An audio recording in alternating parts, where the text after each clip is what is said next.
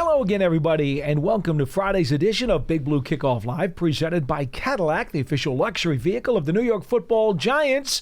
And as always, coming to you from the Giants podcast studio, presented by Hackensack Meridian Health. Keep getting better. I'm Paul Dottino. He's Matt Citak. We're here for the next hour to talk Giants football with you as they get set for Sunday's game at Soldier Field against the Chicago Bears. 201-939-4513 is our phone number if you'd like to give us a call and discuss anything about the game that you would like. The Giants are winless on the road so far this season, so they would certainly like to turn around that equation, if at all possible. We did have a nice morning here in East Rutherford, New Jersey, as the Giants went out to practice. The weather not expected to be nearly as nice in Chicago. No, not quite. It keeps on changing. I don't know if I'm sure you've been checking. Oh, yeah. I checked yesterday, and it said it was just supposed to be, but cold and windy. And then I checked this morning, and now it's saying morning, rain/snow. Yes. With a chance that it could, it's not supposed to go into game time, but there's a chance because it keeps on changing. If it just gets pushed back a little bit, this looks like it's going to be the first weather game for the Giants this season. And needless to say, heavy winds, too. I'm seeing the 15 to 20 plus gusts. Yeah, the wind will be a factor 100%. Oh, boy, isn't that fun? We should go over the injury report. Brian Daboll, first things first. We'll get the kicking thing out of the way, and then I want Matt to go over the rest of the injuries that we know of as they went out onto the practice field just this afternoon, a little while ago. It looks like Young-Ho Koo is going to be the Giants' kicker. Now, Graham Gano, who told us yesterday that he's got a neck issue, apparently there's a disc problem there. He took a shot in his spine. Now, when I heard that, I think everybody, when they hear that, they grimace, right? Yep. He's like, no, this is actually a regular thing. It's not a big deal. It's rather routine. Okay, fine, Graham. If you want to think of it that way, that's fine. I prefer not to think of it that way because I want no shots in my spine, no matter what the issue is, and said that it would not impede his kicking and that he planned to kick today. Well, that got sidetracked. Brian Daboll told us this morning that Gano would not kick today. He would discuss things with the trainers later on this afternoon, and when they have to have their official status report out, they will have to make a determination. He said, as of this morning, though, they had not decided whether or not they would ride with Gano and allow him to kick against the Bears, or if they went to plan B, which would be Young-Ho Koo, who has been here for a few weeks on the practice squad and told us, I guess was it yesterday? He told us that he has been kicking well. He's been under his regular kicking regimen so that he would not be thrown off if called upon. Yeah, so Graham said yesterday that he was hopeful that he'd be able to kick today. He said, obviously, he just got the shot. Did he get the shot yesterday or Wednesday?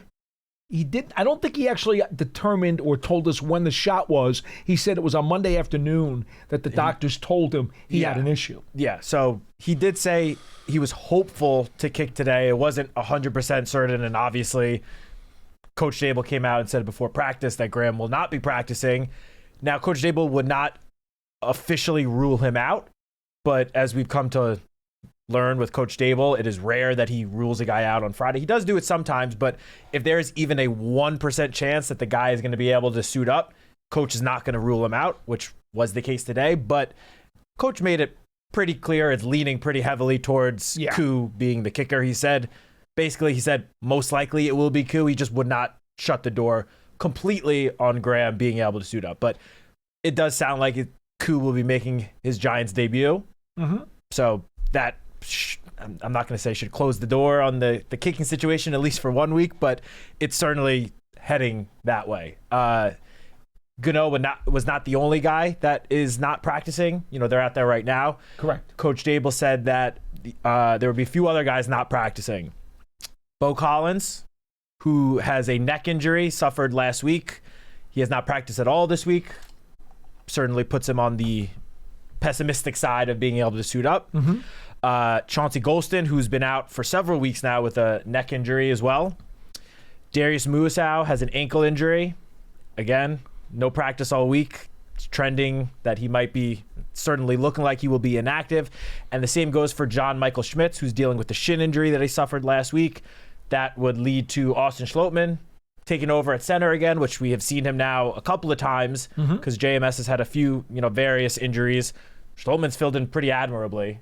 So that hopefully won't be, too much of a drop off. I believe those were the guys that coach said would not be practicing at all today. Those are the ones Correct. he mentioned at least. He did say he was hopeful that Jermaine Illuminor, Javon Holland, and Cordell Flott would all be able to play on Sunday. Now, Flott cleared the concussion protocol yesterday evening. He was a full participant yesterday. I would expect him to be a full participant again today, which would certainly put him on pace to suit up on Sunday. Holland returned to practice last week and was limited throughout the week. He was questionable on the final injury report. Obviously, did not end up playing, but a whole nother week of practice. Hopefully, as coach said, hopefully he's good to go. And same goes for Jermaine Illuminor, who was doubtful on last week's injury report, eventually got ruled out. He returned to practice yesterday as a limited participant. So another limited session today. Hopefully, barring a setback, hopefully we'll put him on pace to suit up. Now, one guy coach did not mention in the group of guys not practicing today was Paulson Adebo. He did not mention him, who Paulson Adebo has not practiced the last couple of days. Did a lot on the side with the trainers yesterday, though. He's True. starting to move around pretty well. For sure. I would still say even, it sounds like he will likely be listed as limited today, just based on what coach told us before practice. I would still tend to lean more towards probably being unlikely he suits up after, missing several weeks, only getting in one limited session. It's a knee injury. He's the team's top corner. I would agree. Especially with Cordell Flott likely coming back, coaching staff might decide, and the training staff, let's give him one more week to really get back to full strength. Those are the injury updates. Everyone else seems like they've got, a pretty strong chance of suiting up, other than the guys that did not practice today. We'll find out in about, hour and a half or 2 hours when we get the final injury report. Hopefully it won't be quite as long as, it was last week. Now, interestingly enough, for Koo's NFL career, he's kicked in Atlanta inside that dome. Now, he did grow up as a high school player in Ridgewood, New Jersey, just a short throw from here. And so he said, I'm very familiar with windy, cold weather, nasty weather. We practice out here on this practice field all the time. And if you know anything about the Meadowlands winds, they're not very kind to kickers. So he said, look, whatever they have to deal with, I should say, in Chicago, Koo does not believe that would be anything that would impede him. He understands what it means to kick in bad weather. Yeah, and just on a similar note, since we're talking about the wind and the weather, Jackson Dart shared a very similar sentiment when he spoke to the media Wednesday. He did not grow up in Bergen County, but he grew up in Utah. Yes. And he said that, where his high school team practiced was in a valley? It was next to a canyon, so there was a lot of wind there. So he dealt with wind, he said all of the time. He said he played in high school, he played snow games, so he clearly does not seem to be too concerned about the weather impacting, his abilities and his game too much on Sunday. Now, obviously, strong winds for any quarterback, strong winds are going to have some effect on the passing game, but that goes for both teams. The Bears are going to have to deal with his throws yesterday? Did you get a chance to watch a few of his throws before they? Yeah. I'm not joking, folks. The wind yesterday at the Meadowlands was stronger than it is today. I don't think there's any doubt about that. And I saw him just, taking some warm-ups. I swear the ball must have moved 2 feet. Yeah, the wind yesterday was crazy here, and it's supposed to be even worse in Chicago. I mean, you baseball fans will remember Doc Gooden's curveball. Okay? Let me tell you something. That ball was moving like a knuckleball. I mean, it was flying. So, I appreciate the fact that Jackson says, he could deal with those elements because he's been in them before earlier in his career. But, that still doesn't change the fact that it's tricky. Oh, for sure. And, since Jackson took over, obviously he's played very well, but the one thing that, has not been, a big part of his game has been the downfield passing. It hasn't been too much. He's completed a couple, but given the conditions on Sunday in Chicago at Soldier Field, I can't imagine either team is going to have too much, downfield plays, deep throws. It's going to be difficult. Play the weather in this one. I would say, Parcells was always very, very particular about how game plans would be impacted by the weather. He would always tell Belichick and Ron Earhart, his offensive coordinator, during the week, you know what? We're going to project that there could be rain, there could be snow, there could be wind. We want to have some alternate plans available depending upon if it's going to be nasty in the first half or in the second half, or if it simply means the direction that we're going in because the wind is just coming in one direction. I want to make sure we have certain segments of the playbook that are designed specifically to be tailored toward the weather. That's what made Bill Parcells a Hall of Fame coach. Okay? He taught me this years ago. This is not something that is to be ignored, and the best coaches will do those things. So I do think that you're right. If the weather throughout the game is poor, we know both teams are going to do all they can to run the ball and throw short stuff. But if there's going to be a half or a quarter or a direction where it looks like you can do some business and the weather isn't going to prohibit you from certain things, you're going to take a chance. Oh, for sure. By trying to work with that calmness, if you will, in the weather. 100%. First of all, we also know, just going into this game, the Bears want to run the ball. They want to run the ball early. Yes. They want to run the ball often. I mean, they're one of the most run-heavy teams in the entire NFL. Now, the Giants are, among the league leaders in rush attempts as well. And I think, obviously, Jackson running the ball as often as he does certainly plays a factor in that. No doubt. The running backs, especially since, Scadaboo went down, the running backs haven't played, too big of an impact or role in the offense. But yeah, both of these teams are going to try to run the ball to sort of, cancel out the weather a little bit. But we've also seen the short passing game be a pretty big part of Jackson Dart's game so far since he took over as the starter. Mm-hmm. I would expect to see a lot more of that on Sunday. On the flip side, the Bears are run. I mean, they're number 2 in the league, just under 150 yards a game on the ground between Swift and Monangai, the Rutgers rookie. Don Bosco kid. Big, bouquet of flowers to New Jersey football, right? For sure. Had over 160 yards against the Bengals last week. Almost 200 yards from scrimmage. So, big-time game for him. In fact, I saw Eric Bieniemy mentioned, was it yesterday? They were asking him out there in Chicago to compare Monangai to another NFL back that he has seen through his career. He said Kareem Hunt. Hey, early in his career, Kareem Hunt was a very dangerous running back. Not bad. Yeah. So we know what the Bears bring to the table in the running game, and with the Giants next to last in the league in rush defense at over 140 yards a game, I mean, that seems to mesh real well. Bears like to run it. Giants have trouble stopping the run. And weather could be a factor. What do you think the Bears are going to do? Now, at the same time, they love to lull you to sleep with the run and then go with a play action and take a deep shot. That they will do. Will the weather prohibit that? I don't know. Again, it depends on how the front comes in and if it lasts throughout the game or whatever the case may be. But the Bears are much more apt to take deep shots than the Giants' offense is. Yeah, I mean, again, the Bears definitely want to run the ball, but you're 100% right that they use the emphasis on the run game to also set up the play-action game.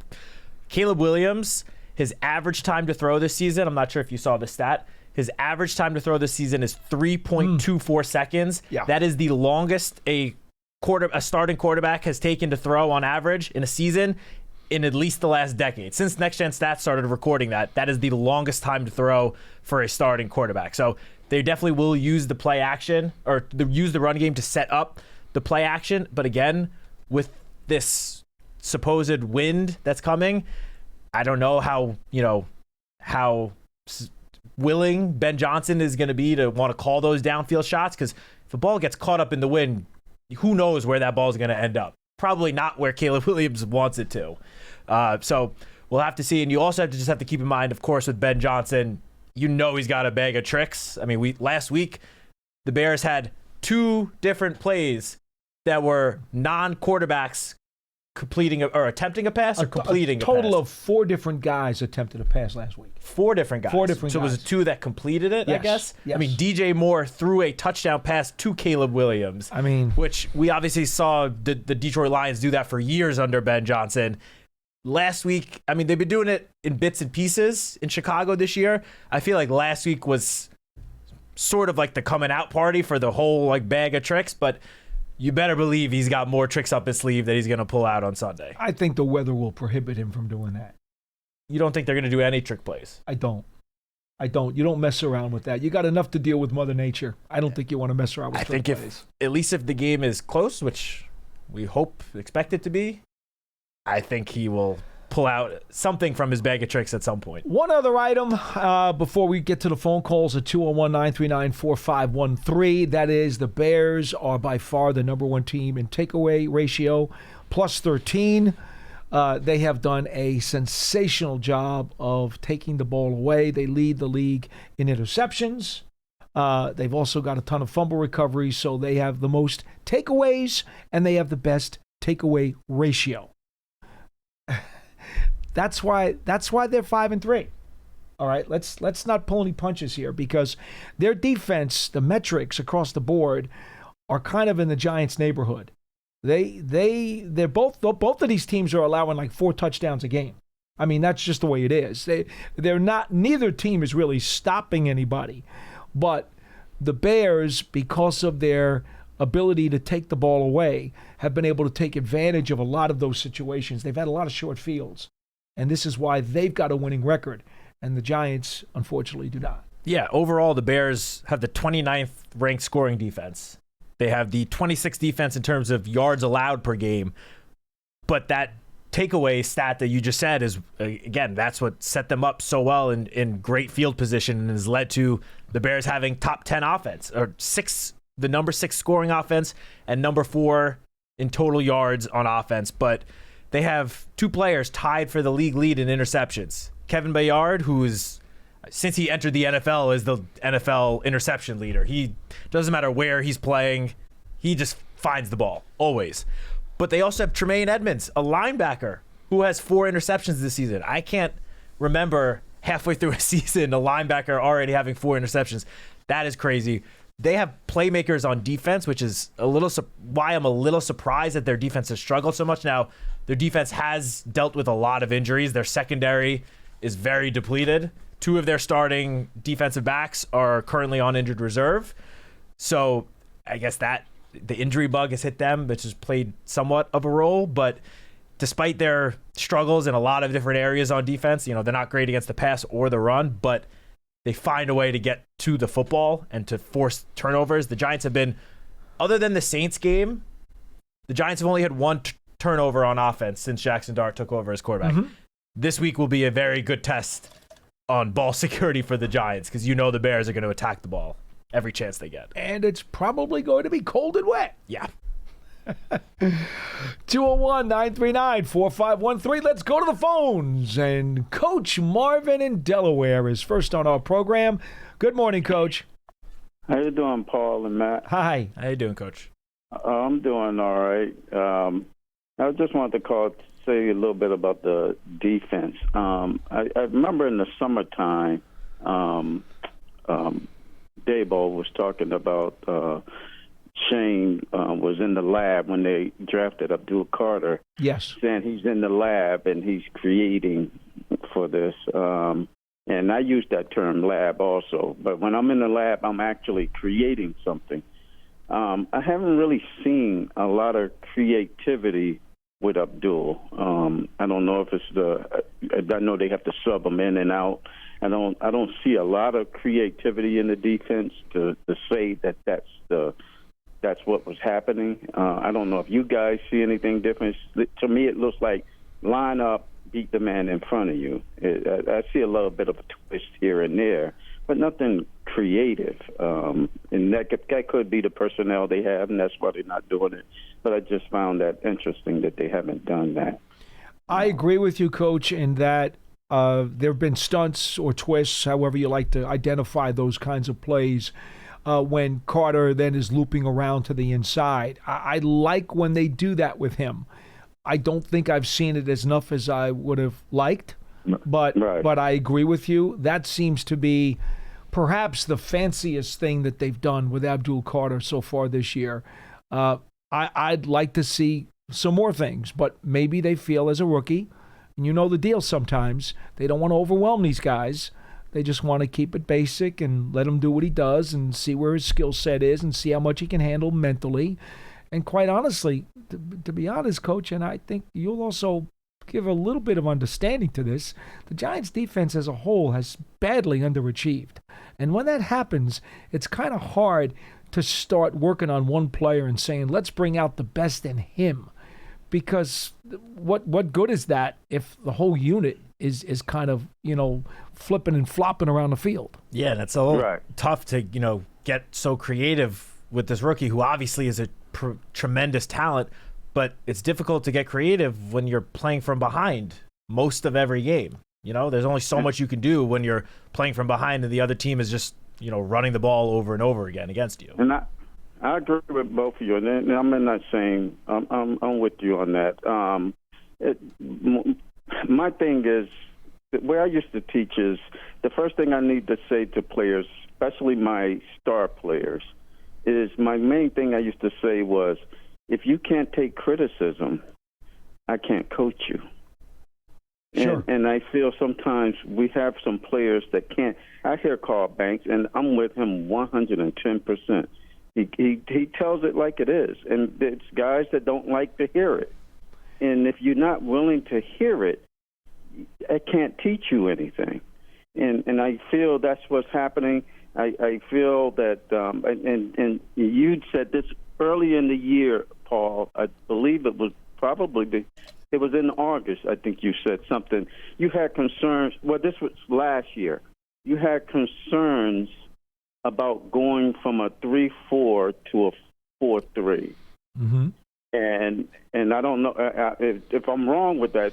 Well, what I was hoping, Coach, what I was hoping is that the Giants would beef up the defensive line to the point where they would be able to use some 4 defensive lineman fronts with guys with their hands in the dirt. Now, Chauncey Golston was an important free agent signing. I happen to disagree with most. I don't know if we disagree on this, but I know John, I think Lance, I think they disagree with me. Chauncey Golston, for me, is a run-stopping defensive end. He plays a role, in my opinion, when he's best suited to be a Justin Tuck type of guy who is a run-stopping, edge-stopping defensive end first, then also gets after the passer and could potentially play some 3 technique. But I personally believe he's best suited in a 4-man defensive line with his hand on the ground, and I think in certain matchups, and of course he's been unavailable for most of the season because of injuries, I believed that in certain matchups he would have been very valuable with a 4-man defensive line. Because of what has happened with his availability or that lack thereof, I don't know that the Giants have guys that they can use in a 4 defensive down line front. The only combination you might be able to use now with who's left, you may be, and I don't know if this is really good for their skill sets or if it really works, is put Alexander and Robertson Harris on the outside, putting Nacho and Dexter on the inside. You could line up those 4 potentially with their hands down. And that might be a strong front on rushing downs on first and second down. It might work. I don't know. That's my point. Because we're playing a 4-3 down lineman, even though we may be in a nickel, it's still 4 downs, guys down. The guys we have, it doesn't matter. It does matter when you say they're edge rushers. You have edge rushers playing defensive end. And they're not the same. They're not the same. Absolutely not. Myles Garrett is not a Brian Burns. Correct. I love Brian Burns. That's my man. I saw him on Players Lounge. Yep. Outstanding person, outstanding player. But he's not a Myles Garrett. Those types of, or Strahan, or those types of defensive ends, Those were defensive ends. They were not edge rushers. Correct. They were defensive ends. We're playing a 4-3 with two edge rushers, and the one coming off the bench is a red edge rusher. And they play it like edge rushers. That's the way they're built that way. Yeah. And I think that causes our problems against the rush. My thing is this, is either the scheme doesn't fit what we have, because people like Banks wasn't this bad his first year. He wasn't. Banks is bad. Is it? And it's been bad for the last 2 years. Is it the scheme? Because who wanted Banks more than anything in that draft? Who was the person banging the table for him? Wasn't that Martindale? He was part of that. He was part of that crew. Jerome Henderson was at the top of that list, though. He badly wanted Banks here. Yeah, Banks' physical tool set up perfectly with the type of defense that Wink wanted to run. Yep. Right. So they may not fit. These guys may not fit, because if you look at it, the confusion in the defense. Some people feel this may not be the right calls or the right system for them. Is it the system? I don't know. I can't answer that. Is it the system, or we're not intelligent enough to play the system? Because how many times we see the defensive players lined up wrong, don't know where they want to go. In the last two games, I saw running backs in the flat wide open for touchdowns. It happened in the Philly game, and it happened last week in the 49ers game. The back was wide open in the flat. Either we're not paying attention or we're not in the right scheme. And I'm not saying either one is right and either one is wrong. I don't know. They're the ones that need to know that. And you have to make players accountable if they're not. And that's the part where it goes back. If you can't take criticism, I cannot coach you. Well, Coach, I will add this before we let you go. I want to make this very clear. There is some attrition now going on in the linebacking core and in the secondary over the last few weeks.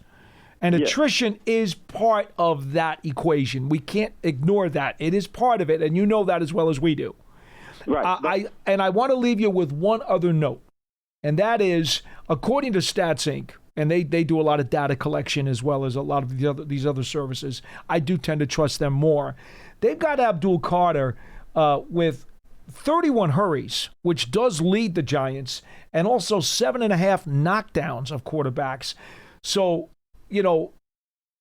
as far as they're concerned, he is the number one pressure guy on this defense, even though Burns has the 11 sacks and leads the NFL. They're looking at Carter, and they're like, they got him for 31 hurries. And by contrast, that's only 20 for Burns. Even though he's got the 11 sacks, he's only got 20 hurries. So obviously, I don't, despite what we just said earlier in the call, I don't want to say that Abdul Carter is totally being misused, because he leads the team in pressures. Yeah. No. And he's among the league leaders in pressures. I think he's ranked 8th in the NFL in pressures. Unfortunately, though, he has not been able to convert those into sacks, which conversely, Brian Burns, with, what'd you say, 20 pressures, has one of the highest rates of pressure to sack conversion rate, because he's hit home on, nearly half of those pressures. So Carter is still being effective, and they are getting some good usage out of him. So I don't want to let our conversation drift into, well, they don't know how to use Carter, or he's not being used properly. I don't want it to go there. Anyway, Coach, we got to run. I just wanted 10 seconds. Go ahead. And I agree with you. I'm not saying that. I'm just saying, within a system, you play the best you can within that system without creating anything for you. And he does that. He does with what they tell him to do. Yes. But it's something wrong in a sense, and this my last part is, whatever happened in that Denver game, it's still there. And it's what I believe is belief. If you don't have belief in the calls, if you don't have belief in what's being you being taught, you lose that. You lose that passion. And I feel, I'm not saying it's true, but I feel that defensively it looks like, and we have injury, but they lost some belief, and they don't play with them passion. That's all I have. All right, Coach, be well. Thanks for the call. 201-939-4513. Did you want to add something about Golston at all? Yeah, actually, I did. What you were saying about the role you kind of expected him to have when we signed him. I agree with you. I kind of saw him, I know it was a couple of years ago, but I kind of saw him as the role that like Jihad Ward played a couple of years ago, who was that, setting the edge run defender who would contribute a little bit as a pass rusher. He had a little bit of sacks and pressures, but the main reason he was out there was the run game and to help set the edge, which obviously, as we know, that has been an issue for the Giants throughout the season. And I kind of agree with you that I think at least part of it, not all of it, part of it is the fact that Golston just has not been healthy enough to get out on the field. Nor Michael McFadden. That obviously played a big role as well, losing one of your starting inside linebackers in, first half of week 1 threw a wrench into the run defense. But, we'll never know. But hopefully Golston will get healthy and then we can see, at least somewhat of an improvement in the run game. But I do think that might have been a role that he could have played on this defense, and that probably would have helped improve the run game at least a little bit from what we've seen. Yeah, and Ward did go down on the dirt some. He was more of a stand-up guy. I still think Golston's better down, but in terms of being able to effectively help the rush defense, we totally agree on that. Yeah. He should have been a component, and just hasn't been available. 201-939-4513, and let's see if we can get to another phone call before we do some of our promos. Giovanni in Jacksonville. Oh, don't tell me it's like 80 degrees and sunny. Please don't do that, okay? Go ahead, Giovanni. How you doing? Hey, I'm good. Paul and Matt, how are you? Good. We're doing the best we can. Yeah, I hear that. So I'm a first-time caller. I've been listening to you guys Thank you. 2022, so Appreciate the I call. just want to say you guys do a really good job through all the media team. You guys put out a lot of good stuff. So just saying thank you as a Giants fan. And Cool. I know it's been really hard and difficult for the last few years, but I got to say I'm just very concerned with the team's morale right now. I got to agree with the last caller too. Coach had a lot of good points. He pretty much hit everything that I wanted to actually talk about. But as far as the morale of the team goes, you guys sense anything different offensively or defensively? And what do you guys think about utilizing Abdul Carter more as a linebacker from his experience in Penn State and switching out roles between edge and linebacker for running downs? Because I feel like he can make a huge difference and impact. All right, why don't you take Carter? I'll take the morale question. All right. Well, we did see Abdul Carter play a little bit at linebacker early on in the season. Right when Micah McFadden got hurt, he played a little bit in that role, and he played solid.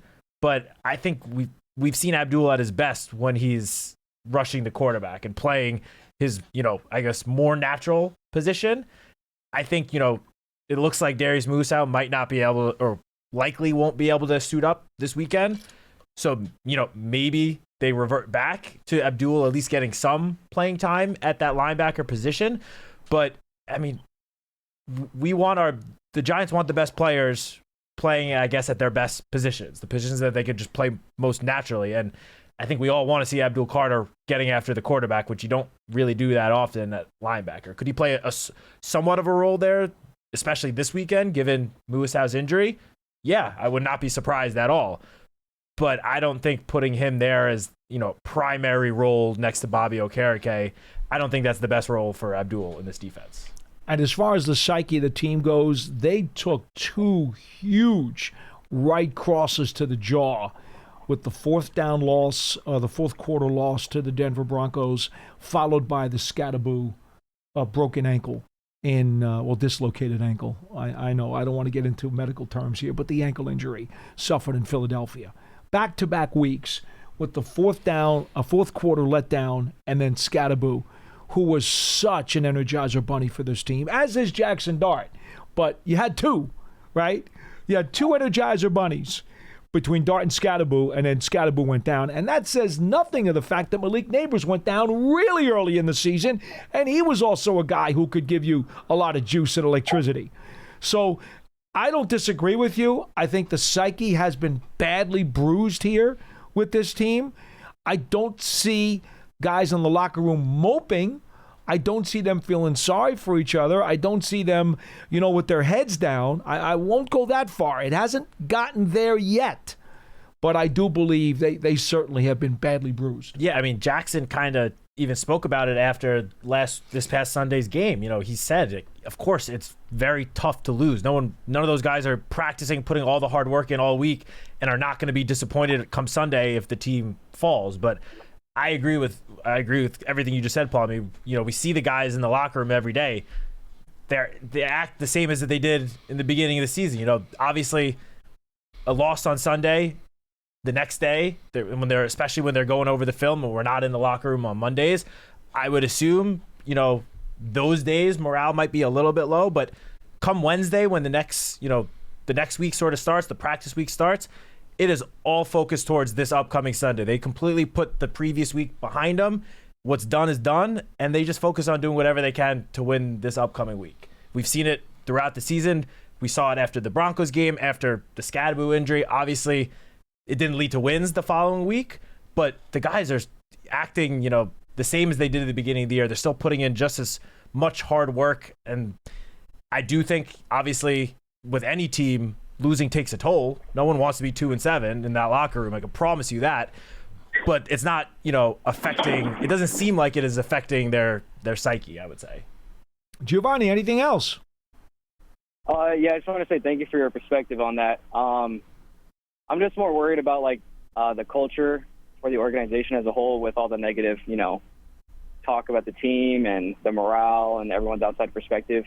I know the players don't really pay attention to that, but as fans, I think we're more concerned with the losing culture. We don't want it to affect all the rookies because they're really talented, and we just want them to play their best ball. So I think they need to just, come together, have one person take the leadership position on defense and offense, and just, rally the troops and kind of just play their best ball. So looking forward to watching the game this weekend. Go Big Blue. Okay. Thanks for calling. Please do it again. Thank you, Giovanni. And I get what he's saying from the fan perspective. I get it. It makes total sense. I do want you to pay attention to one thing, though. It would be very easy if things are falling downhill, or the mudslide is coming downhill, if you will. It would be very easy at the end of a game just to basically collapse, fumble, throw an interception, fall apart, and just basically fall on the sword, so to speak. Jackson Dart doesn't do that. I mean, he says he wants to play every play to the end of a game because he said, look what happened in Denver. You never know what could happen. So I want to play every snap. I hate to lose. I will never give up. And his attitude is certainly admirable. It's infectious, and it shows that he hasn't lost any of that spark despite the doldrums of the losses. He's been bruised like everybody else, but he hasn't lost the fire.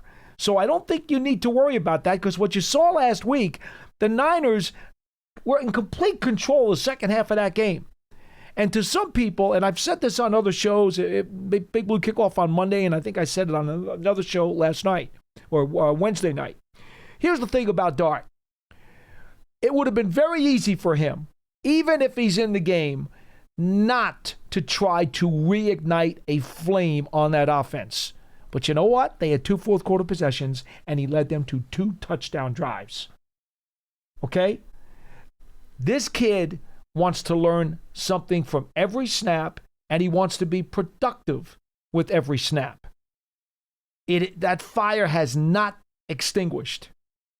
I think that's important, because when he does what he did Sunday, and I understand big picture, that's what I'm talking about here. There's value there. Little picture, the game, it means nothing. It's garbage time. Your team's getting crushed. The Niners are answering every time you try to get up on your knees. They're kicking you back down again. So small picture, game-wise, it meant nothing. Those 2 touchdowns were garbage time. I understand everybody out there who wants to be disgusted, aggravated, frustrated, and wants to say garbage time is irrelevant. I understand why you say that.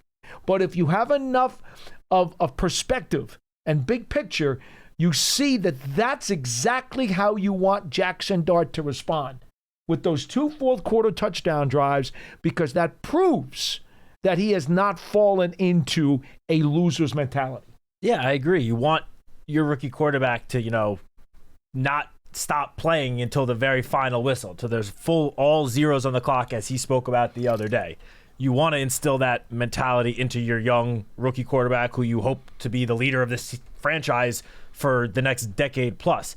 On the flip side, I will just say, especially after watching what happened with the Washington Commanders the other day, and I know he was asked about this, Jackson, on Wednesday, if the Giants are down 3 possessions and there's about 3-4 minutes left on the clock, we don't need to see Jackson running with the ball and taking unnecessary hits. That's a different issue entirely. That's a separate question. The whole entire fan base, I feel like, would agree with, or if I've seen them, tweeting this throughout the week. I'm all for everything you just said. I want Jackson to be out there still trying to lead the team to points, even if the game is out of hand, even if the game is over. But especially, throughout the game, we want Jackson to not take unnecessary hits, but especially when you're at a point where it's pretty abundantly clear that there's not going to be a comeback. It's just almost physically impossible. That is the time of where we don't need necessarily Jackson to take those big hits. Like last week, he had that one run against the 49ers where he was on the sideline. The game was already out of hand, and he could have easily just stepped out. And instead, he kind of lowered his shoulder and initiated contact with the 49ers defender. A situation like that, I would rather him just take a step out. You get the same amount of yardage, and you don't have to take that big hit on your shoulder. Even though he looked like he was looking for it, obviously. He was looking for the contact. Those are the sort of plays, especially late in the game, that's out of hand. I kind of wish Jackson would just take a step out of bounds. You just melted 3 different topics into one there. Because one topic is Dart's self-preservation, no matter what time the game is in. Well, yes. Is that. But That's understand him. one. I understand him fighting for extra yardage in close games or early on in the game, fighting for that first down. That I can understand. Right. And at any time during the game, when it's relevant, that's fine. But so topic 1 is he has to understand how to preserve his own body for his own good. Number 2, you got to figure out whether or not he should or should not be in the game, and that's not a decision that we're paid to make. Nope. Number 3 is, if he's going to be in there, I do want him to have the fire and the spark for every snap that he is on the field. And whenever he's taken out of the game, that's out of his control. He cannot control whether or not he is taking snaps. When he is in the game, though, I want him to show fire. But again, going back to topic 1, he's got to be smart about it. I was going to say, you could show fire, but in a way that doesn't put yourself so much at risk. No doubt. But 3 topics kind of meatloafed into one. Line 3, David in North Carolina. You're next on the program. Hello. Hello. How's it going, gentlemen? Very good, sir. How are you? Good. I kind of point back to Coach Marvin's opening call there, and kind of, whether you want to say criticizing coaching or doing something different. To me, you guys stated the obvious. We're definitely beat up, linebacking core, secondary. So, and then you've stated some very good points. I appreciate as well about the conditions. Conditions not looking too great this coming Sunday. So, maybe that helps the beat up secondary. In this game to help cover some things. But it also emphasizes what I think you guys were alluding to, that hey, if the Bears were going to come in running the ball, they're definitely going to be looking to run it now, which with the way we've been playing it isn't good. So that leads me to this. Yes, we've got injuries. Hey, Michael McFadden, great player for us, and think a lot of him, but he was here last year racking up tackles, and our run defense wasn't very good. So what troubles me is the run defense being such an issue when you have a man with the talent and size of the Dexter Lawrence. And that's what I really wanted to focus on was, it doesn't mean that having somebody like that's going to give you a top 10 rush defense, but they're usually respectable. I think about, obviously, we had Damon Harrison here. I think about growing up the big pluggers like Teddy Washington, Sam Adams, those type of guys. And when you're talking to star players, some people like Coach Marvin, unfortunately, the game we're playing in today, you have to coddle guys a little bit, maybe have to go about it a different way. And I'm not saying they do that with Dexter, but if I was Shane Bowen, especially with the conditions you guys laid out, this would be my approach to the game this week and maybe going forward this season. And I would go to Dexter Lawrence and say, I know there's a lot of talk out there about Have you lost interest? Have we taken it?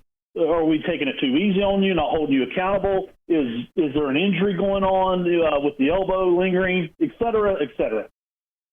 I don't know what Dexter. All I know is when I look on the tape, you're commanding double teams, and maybe you're not beating them like you did in the past, but you're still commanding them. So let me, as a coach and a coordinator, take the heat for the lack of you getting sacks. And what I'm asking you to do, Dexter, is I want to put you right over the center, back to nose, down in and down out. And I don't care if you get any pressure up the middle. To Coach Marvin's point, maybe I'll start disguising some blitzes where Abdul Carter can come crash the middle from an inside linebacker position. But, Dexter, I want you right over the center, playing nose, and you're going to eat up 2 blocks every time the ball snaps. And, daggone, we're not going to get run up the gut on anymore. Mm-hmm. We may get run on the edges. We may get, creased out there. But up the middle is going to stop. And it's going to stop this Sunday because of the conditions and how much teams just disrespect us. There is no reason, if you put big man in the middle of that defense, over the center, down in and down out, don't line him up to the left or right and get cute and get greedy wanting that Dexter or Lawrence pressure because it hasn't been there this year. And he eats up a double team every time. There's no reason, whoever we have playing linebacker with Bobby Okereke, that they can't hit the gaps and fill the gaps, and the safeties come downhill, and that should help immensely solve the run game right there. But it's going to take a coach with the bravery to say, hey, I know sacks are sexy, I know the stats are sexy, but right now we're getting gashed, and we can't stop anything because our corners are beat up. We've got weaknesses out there. We need to strengthen something up because right now it's a leaky boat, and you can't fix all the leaks. You just can't. Mm-hmm. So to me, that would be my approach to this game. And maybe for the rest of the year is putting Big 97 right over the center and saying, hey, my friend, let me take the heat for you. I don't care if you don't get a sack this year. You're going to be a run plugger for the rest of this season. And I'll take it off there and get your thoughts. Well, it's not a bad idea. Thank you so much for the phone call because there are so many different ways you can go here. In all honesty, there really are. The one number I will give you, which is something that everybody has to chew on when they start trying to hypothesize what the Giants might be able to try. That is Next Gen Stats, which just came out this week with a number that Dexter Lawrence has been double-teamed on 60% of his snaps, and that is the highest percentage of anybody in the National Football League. Second year in a row.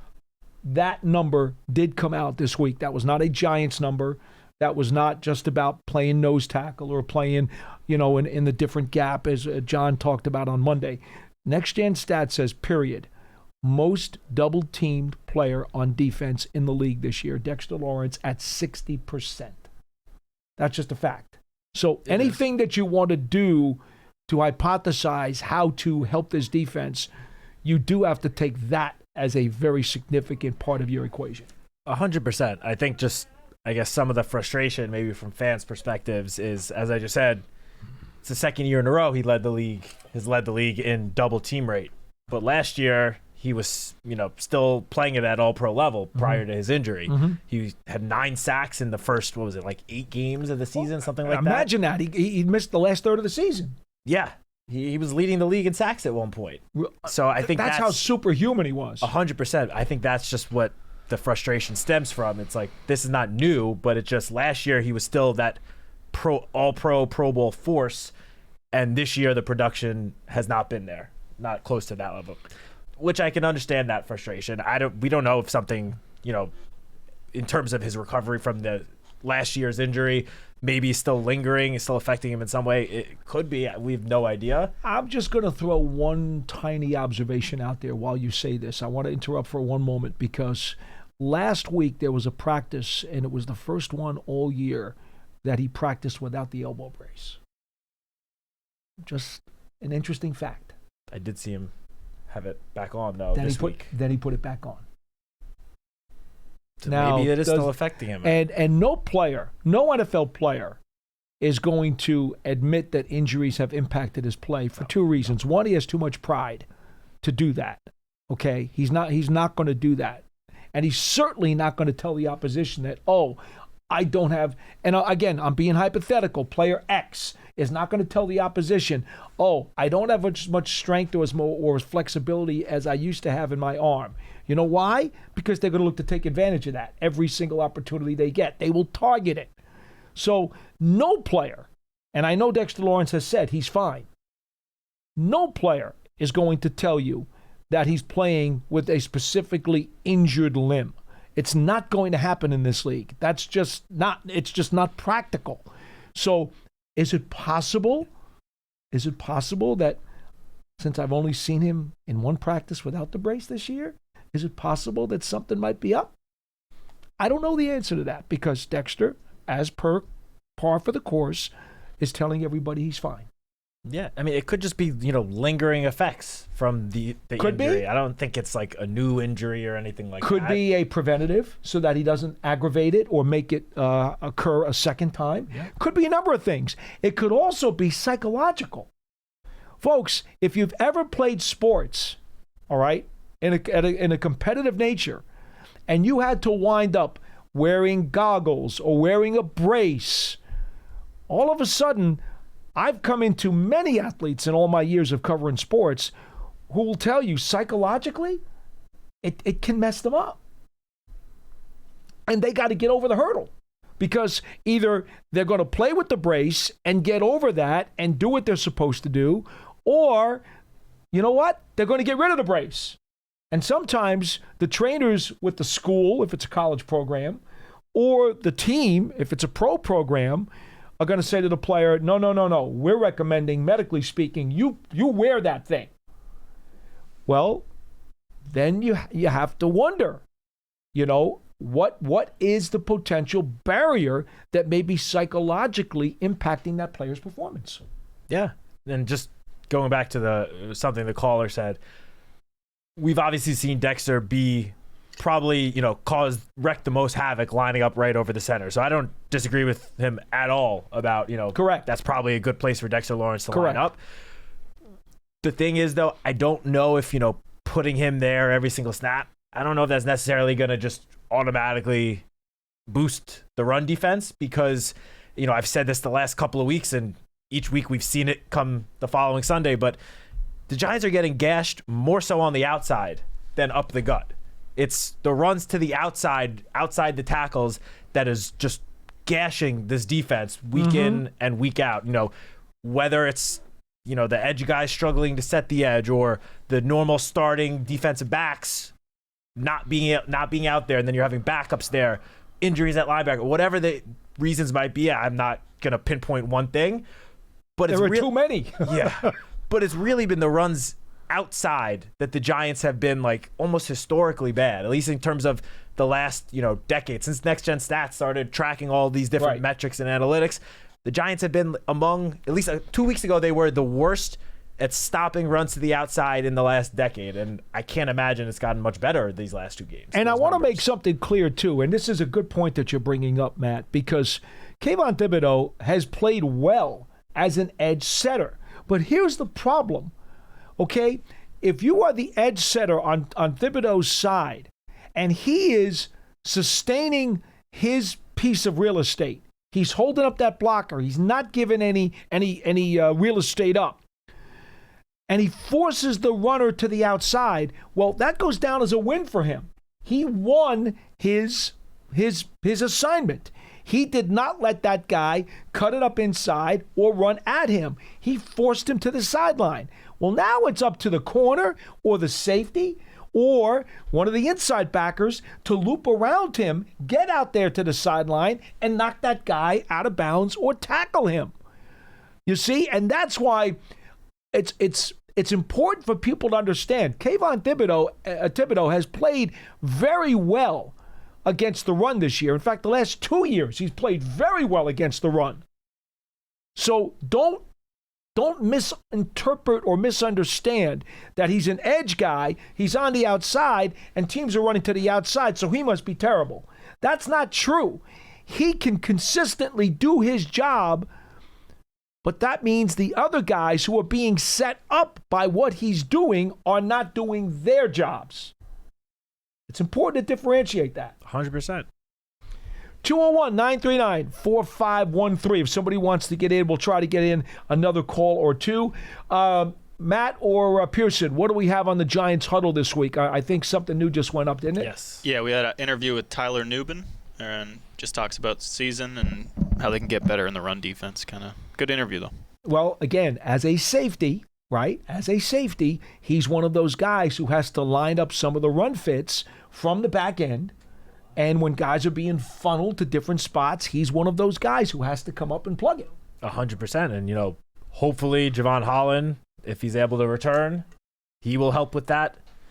Even Cordell Flott, he's obviously the starting corner. Obviously, he's not necessarily out there for his run defense, of course, but, just getting your starters back should provide just an overall boost to the defense. Obviously, Flott's return is way more of an impact on your passing game, pass defense, which, thank God he's hopefully back, because Rome Odunze and DJ Moore is not a cupcake matchup wide receiver duo to go up against this week. So, slowly this defense is starting to regain some of its health.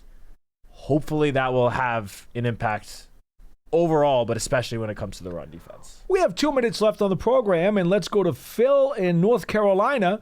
You're going to wrap us up today. Hello. Phil?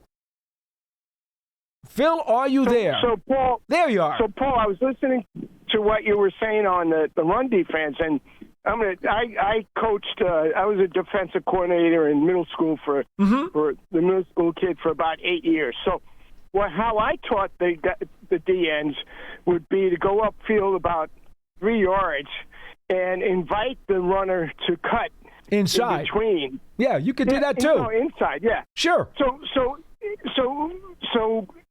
and if they wanted to go outside, then they would have to have a significant bend or arc, right? Mm-hmm. That would give ample time for the outside linebackers or the corner to come up on run or the defense. Safety for that matter. Sure.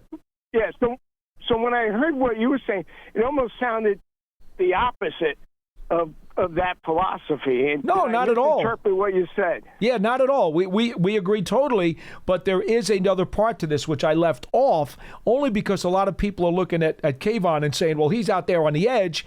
How come people are running out there to the sideline? Well, that's because he is not the guy who necessarily is supposed to track the guy out to the sideline. If someone is funneling out to the sideline, he's the one who's spreading that guy out to the sideline to hopefully make him run out of room. But the other, as you say, the other job of Kayvon is to also cut that off and make the guy come inside. And hopefully there's another defender there waiting to gobble him up.